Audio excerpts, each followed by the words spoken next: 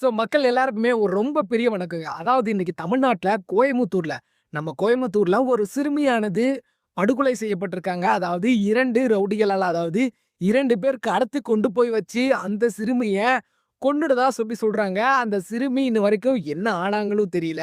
ஏன்னா, அவ பாலியல் கொடுமை செய்யப்பட்டாங்களா? இல்ல எந்த நோக்கத்திற்காக கொலை செய்யப்பட்டாங்க? அப்படின்றது எதுக்காட்டியுமே தெரியல. ஸோ என்ன நடந்திருக்கு அப்படின்னு விஷயத்துல நம்ம தெளிவா நம்ம பார்க்கணும். அதாவது அந்த சிறுமி வந்து வீட்டுக்கு வெளியில அமைதியா விளையாண்டுட்டு இருந்திருக்காங்க. விளையாண்டுட்டு இருக்கும்போது, மாயமானதாக சொல்லி அதாவது கட்டுப்பாட்டு தகவல் அறைக்கு வந்து ஒரு விஷயம் கிடைக்குது. அதாவது ஒரு தகவல் கிடைக்குது. 5 தனிப்படைகள் அமைக்கப்பட்டு 250 அதாவது கேமராக்கள் உதவிகளோட ஆய்வு செய்யப்பட்டு தேடிட்டு இருந்தாங்க. 25 மணி நேரத்துல கார்த்திக் மற்றும் மோகன்ராஜ் அவர்கள 2 பேர் கைது செய்யப்பட்டிருந்தாங்க. அப்படி 2 பேர் கைது செய்யப்பட்ட உடனே குற்றவாளிக்கு கார்த்தி சிறுமியின் பக்கத்து வீட்டார் தங்கியிருந்தவரோட பழக்கமானவர் அப்படின்னு சொல்றாங்க. அதாவது குற்றவாளிகள் வந்து சிறுமியின் பக்கத்து வீட்டாரோட தொடர்பில் இருந்தவர்கள் அப்படின்னு சொல்றாங்க. ஸோ அது விசாரணை எடுத்து அந்த குற்றவாளிகள் பாலியல் வன்கொடுமை செய்யப்பட்டிருக்காங்களா? இல்லது என்ன நடந்திருக்குது? தப்பி ஓடி எங்கேருந்து போனாங்க? அப்படின்னு சொல்லிட்டு எல்லா விஷயமுமே தேடி வந்துட்டு இருக்காங்க. அதுல தேடி அதாவது கடத்திட்டு போன ஒருத்தருக்கு கீழ அடிபட்டு கால்ல ஏதோ பிரச்சனை ஏற்பட்டிருக்கிறதாவும் சொல்லிட்டு ஒரு நியூஸ் நமக்கு கிடைக்க வருது. ஸோ இதுதான் அந்த விஷயம். அந்த ஒரு சிறுமி இருக்காங்க. வெளியில விளையாடிட்டு இருக்காங்க. விளையாடிட்டு இருக்கும்போது காணாம போயிட்டாங்கன்ற உடனே அப்பா, அம்மாவுக்கு எப்படி ஒரு விஷயம் இருக்கும்? நான் இத ஃபர்ஸ்ட்டு பிரைமரியா கேட்க வருது. அதுக்கப்புறம் நான் கவர்ன்மெண்ட் சைடு வரேன்.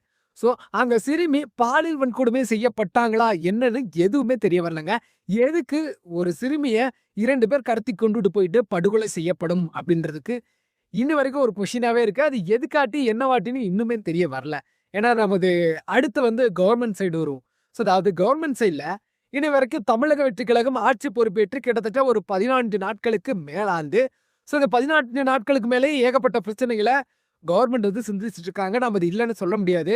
அவங்க உடனுக்குடனே எல்லாத்துக்குமே தீர்வு தரணும். பட் இங்க வந்து என்ன நடந்திருக்குன்னா, முதலமைச்சர் பதவியேற்ற மறுகணமே சிங்கப்பெண் அதிரடிப்படை அப்படின்ற ஒரு பெண்களுக்கான பாதுகாப்பு படை ஒண்ணு உருவாக்கப்படுது.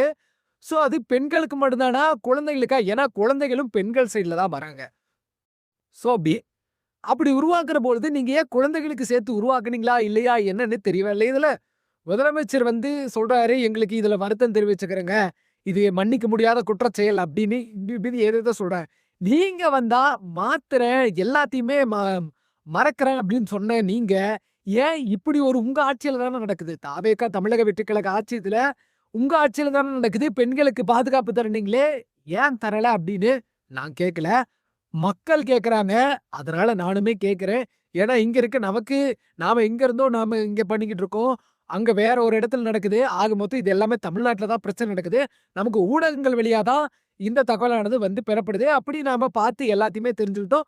விஜய் இத முதற்கொண்டு அங்க இருக்கக்கூடிய ஆட்கள் கிட்ட, அதாவது எம்.எல்.ஏக்கள் கிட்ட பேசிக்கிட்டு அமைச்சரவை கூட்டி இது என்ன பிரச்சனை அப்படின்னு சொல்லிட்டு ஒரு இது வெளியிட்டிருக்கிறது தான் உங்களுக்கு குடும்பத்துக்கு வருந்துகிறோம் அப்படின்னு சொல்லிட்டு இத நீங்க முதல்ல சொல்றதே எவ்வளவு பெரிய அபத்தமான விஷயம்ன்றது தெரியல.